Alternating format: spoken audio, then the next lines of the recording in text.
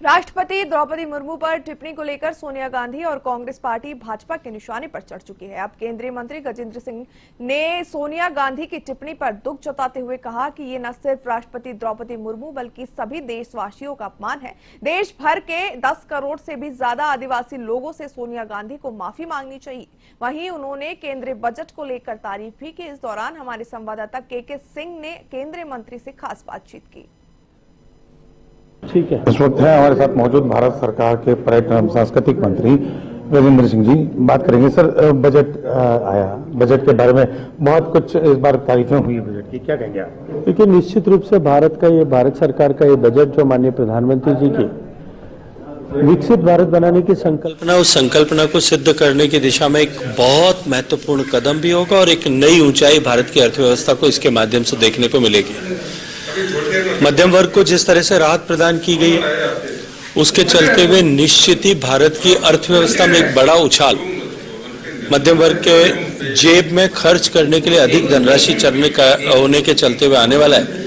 और मैं ये मानता हूं कि ये सर्वांगीण विकास को समर्पित बजट भारत को विकसित भारत बनाने की दिशा में लेकर के जाएगा। उसके अलावा अगर माने जो तरह तरह के रिफॉर्म भी सामने आए, स्लैब का एक तरह से बड़ा जो है मध्यम वर्ग को 4 गुना ज्यादा राहत आ रही है। उसके अलावा कुछ टैक्सेस में और कुछ जो छूट मिली है उसके लिए कुछ देखिए, जैसा मैंने कहा, मध्यम वर्ग को जिस तरह से 12 लाख रुपए तक का टैक्स एग्जेम्पशन और सैलरी क्लास को 12,75,000 रुपए तक का टैक्स एग्जेम्पशन और 25 लाख रुपए तक की इनकम वाले को मात्र 1 लाख रुपए से ज्यादा का टैक्स एग्जेम्पशन जिस तरह से मिला है, ये भारत में निवेश और भारत में बचत और खर्च, इन तीनों को प्रोत्साहित करेगा और इससे निश्चित रूप से मैन्युफैक्चरिंग को, टूरिज्म को, ट्रैवल को और हाउसिंग इंडस्ट्री, इन चारों को बहुत बूस्ट मिलने वाला है। राष्ट्रपति के लिए जो बयान दिए गए सोनिया गांधी के द्वारा, उसके लिए क्या चाहिए? पुअर लेडी, देखिए, दुर्भाग्यपूर्ण है